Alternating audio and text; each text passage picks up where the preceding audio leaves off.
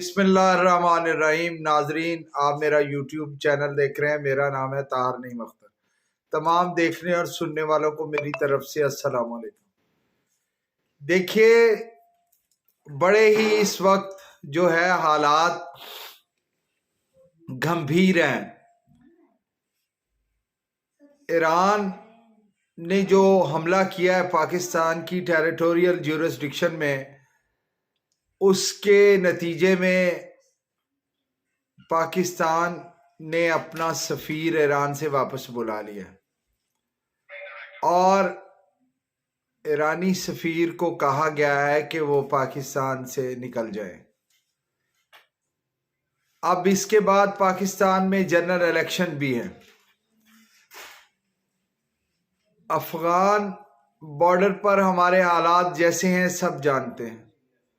پاکستان کے تمام شہری مشرقی حالات پر بھی، مشرقی سرحد کی حالات پر بھی واقف ہے۔ اور اب ایک ایران اور پھر اس کے ساتھ یہ اب سلسلہ شروع ہو گیا۔ اس میں کوئی شک نہیں ہے کہ پاکستان ایک مقتدرہ ریاست ہے اور اس کا اپنا جو ہے وہ اپنی سوورینٹی ہے، اور اپنی سوورینٹی میں تو یہ ممکن ہی نہیں ہے کہ پاکستان کے شہریوں کو کوئی باہر سے آ کے مار کے چلا جائے، اور وہ بھی باضابطہ کسی ایئر اٹیک کے ذریعے۔ بہت اچھا قدم ہے پاکستان کا، اس کی جتنی بھی ستائش کی جائے وہ کم ہے۔ اس کے ساتھ ساتھ دیکھنا یہ ہوگا کہ پاکستان کے اندرونی حالات تو معاف کیجیے گا، اندرونی حالات تو پہلے ہی بہت تشویشناک ہے۔ ایک مقبول سیاسی جماعت کو الیکشن سے بطور سیاسی جماعت پیچھے رکھا جا رہا ہے، ان کو لیول پلینگ فیلڈ بالکل میسر نہیں ہے، اور آئے روز عدالتوں میں پٹیشنز جاتی ہیں اور اس کے جو نتائج نکل رہے ہیں وہ بھی پاکستانیوں کے سامنے ہیں۔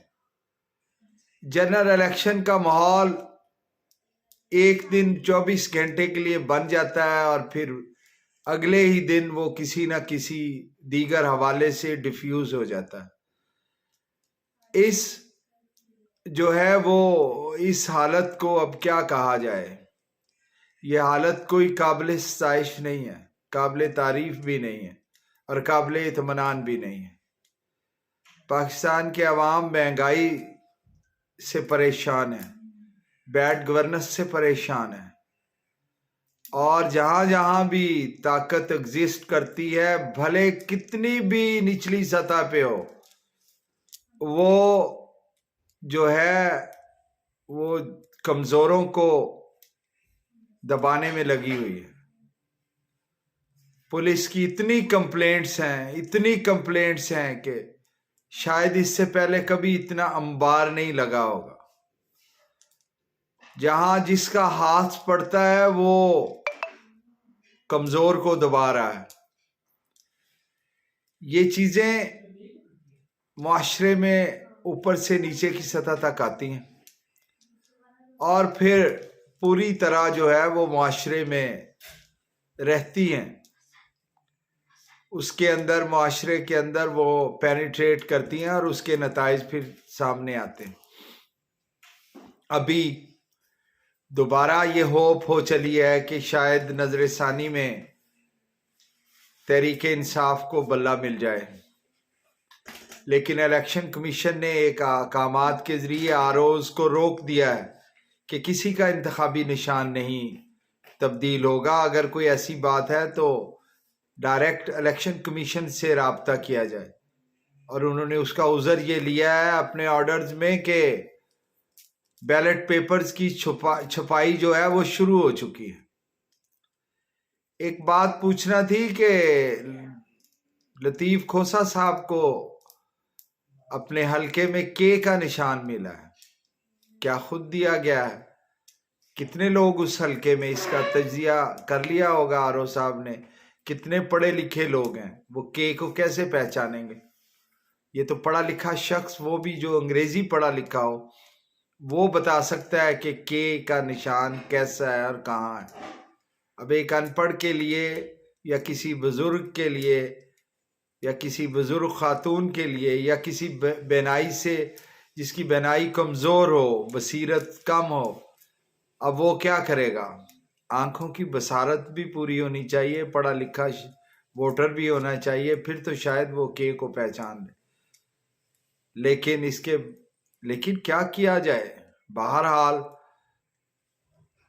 इस सारी सिचुएशन के बावजूद अगर 8 फरवरी को इलेक्शन हो जाते हैं तो ये बहुत बड़ी बात होगी और हो जाने चाहिए। अब पता चल जाना चाहिए।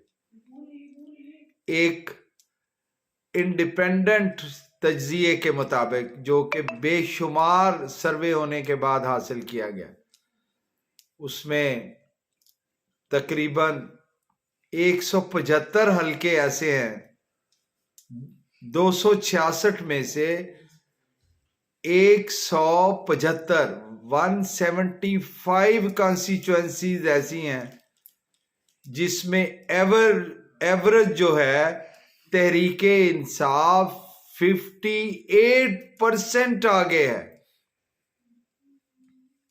और नून लीग तो वहां पे 21 और 20 के करीब अपनी परसेंटेज रखती। अब देखिए रिजल्ट क्या निकलता है। बहरहाल जितने भी मसाइब हों, जितने भी नामसाइद हालात हों, इलेक्शन तो अल्लाह करे होंगे इंशाअल्लाह ताला वल अज़ीम, और अवाम अपने हक का बेदरेग इस्तेमाल करें। बहुत मेहरबानी, बहुत शुक्रिया, गौर फरमाइए।